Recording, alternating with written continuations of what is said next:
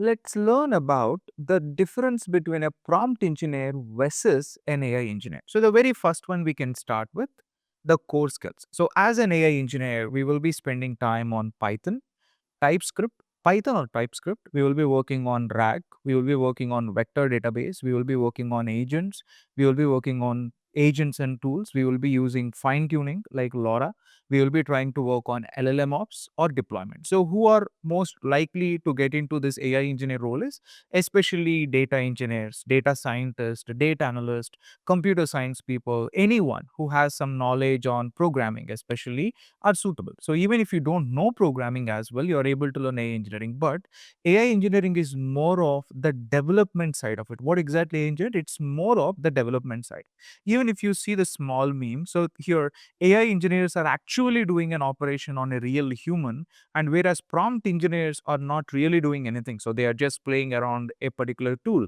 So now prompt engineers, what they are doing on the first side is they are working around the how exactly you need to ask the right question. So they are working around what to ask in order to get a right response. So that's what prompt engineering is all about. AI engineering is more about, so now you are in a position to use this LLM models or to develop LLM models to build an automated systems around it. So the goal of AI engineering is to build automated systems, whereas the goal of prompt engineering is primarily about so writing a right prompt to get a good response. That's what prompt engineering. Now, if you see this, if I go back to AI engineer, or sorry, if I go to prompt engineering skills, you're able to see the skills around prompt design.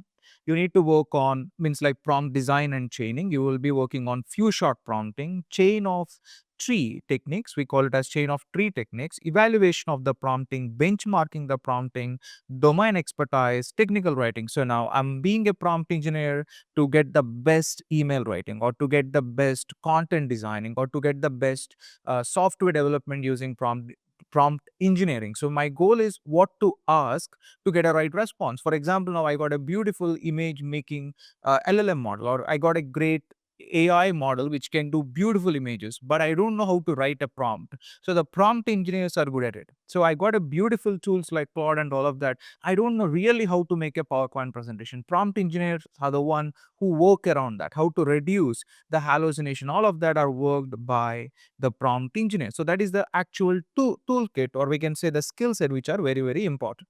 And when it comes to the next one called what does a day-to-day life look like for an AI engineer? For an AI engineer, the day-to-day look like he build agentic pipelines. He will be integrating APIs and tools, and even he will be having the skills of MCP, and he will be working around optimizing the latency of your LLM models, chatbots or agents, or costing, reduction of the costing. He will be working on CI/CD of AI systems. So they develop AI systems, and he will be working around CI/CD of AI systems, and he will be developing RAG systems, retrieval augmented generation systems. Even he will be working on advanced RAG systems. He will be developing machine learning or deep learning algorithms. He can do fine tuning. So now, in order to perform it, yes, there are certain tools. We'll be discussing it. And when it comes to your prompt engineer, what he's doing, he's actually working on crafting a system prompts. He's working on A/B testing of the outputs. So he's primarily working on what he's writing the right inputs to get a better responses from an LLM model. That's what he's working around. He's working on building evaluation data sets. Why? Whatever the response this LLM is providing, is it really valid or not? For that, he's creating some examples and he's feeding that as a data set to get to reduce the hallucinations. So that's what he's working on. And when it comes to AI engineer, let's see what skills you want. So now, as a prompt engineer, what skills you need to have? You'll be having knowledge on OpenAI, Claude, Gemini, so like or Kling or any of the latest tools which are available in the industry related to getting the productivity out. So now, as a prompt engineer, you're working around productivity, whereas AI engineer, you're developing AI systems. So keep that point. He is working on prompt playgrounds. Why? So why not OpenAI, or why not your Claude or Gemini is? So in a playground, you're able to tune your parameters like temperature, max tokens, top P, all of that parameters, you're able to tweak it. And as an AI engineer, what are your skills? You need to master lang chains, llama index, you need to master dockers, Kubernetes, Pinecone, Waviate, AWS, Azure, Python, SQL, TensorFlow, PyTorch, AutoGen, Crew AI. So like what exactly the tools you are focusing on? You're focusing on especially on programming. Now that way the question comes in, is AI hard or easy? If you are building AI systems, it is a hard. The reason why you need to learn programming, you need to learn the complete software development, or we can say computer science a bit, and then you are trying to work around your mathematics a bit. If you are working around machine learning, especially ML or DL algorithms, you need to have a knowledge of statistics and mathematics like linear algebra, calculus a bit. And then if you go back to the entry level salaries of an AI engineer, so we got a long future. There is a very great bright future for AI engineers over prompt engineers. Prompt engineer goal is to use AI tools to bring the productivity. Same point. Now, AI people are actually making a difference in the organization by building AI systems, by making automations, by automating the processes, by helping the organizations to improve the efficiency, to solve various unsolved problems through AI. Now the entry level salaries are like this. So now 8 to 9 LPA for a fresher, and 3 to 5 year of experience 25 to 30 LPA in India, and 6 to 10 year of experience we got like around 50 LPA, we are able to get it. And if you go back to the another side for a entry level, means like salaries for a prompt engineer, so these are not really those numbers. We are able to see it in the internet, Glassdoors and all of that, but we see very less even than this. So there is 4 LPA for an entry level AI prompt engineer. 3 to 5 year experience, we see 10 to 12 LPA.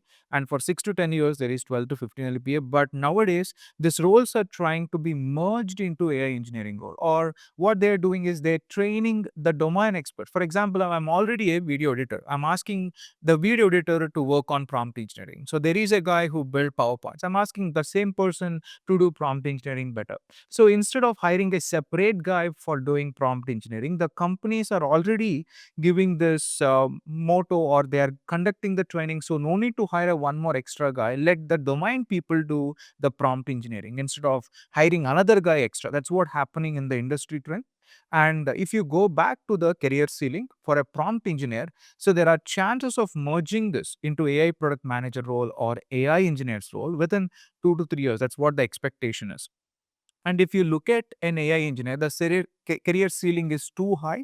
Like the goal is not just to be an AI engineer. If you are working as an AI engineer, you can be a lead, you can be a principal AI engineer, you can be a VP or AI or head of AI engineering, you can be a CTO track related to AI or entire software development cycle.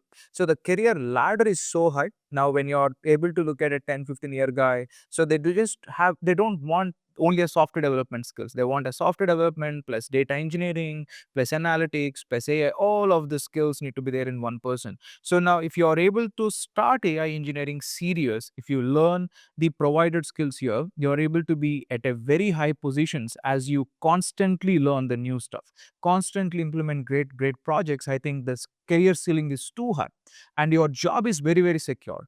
And when you're going back to prompt engineering, so they feel like you're not, means like they feel like you're playing, you're simply working around writing a right prompt. What's the difficulty you're doing it? Now the reason in AI engineering, the difficulty is if someone wants to do it, it's not easy.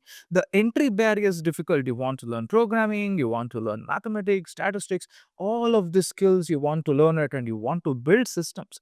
The entry barrier is difficult. So there is something people cannot learn in an overnight. So I just want to go and I want to hire a guy. That is very important. But a prompt engineering can be mastered overnight. So give a thought of it. You have two different roles, prompt engineering versus AI engineering. So now for for a prompt engineering, you don't need to have any coding, mathematics, nothing. You can learn. If you want to try, you can go for a prompt engineering roles. But if you are looking for a long term, AI engineering is one of the best option. Every organization is looking for the skills and this toolkit in a AI engineer. So if you are interested, so like you have the clear idea what to learn for a prompt engineer, for an AI engineer, go back to the LinkedIn, check the different roles, see the means like salaries and all of that in India, USA, and all of that. See which titles. For example, you saw a title called prompt engineer. See what are the skills they are asking. Are they just asking about system prompts, OpenAI, Claude, or within a prompt engineer, they are asking skills like RAG, ML, DL development, optimization, integrating API, CI/CD, so like LangChats, this kind of skills you see in a prompt engineer. Then it's not a prompt engineer; it's an AI engineer itself. So don't just believe on the title, believe on the skills, especially the toolkit and day-to-day responsibilities, how it look like. Read the job description clearly so you're able to get an idea. I hope this is clear. In case if you like this content, please do subscribe, and if you have any doubts, please share your views in the comment section below.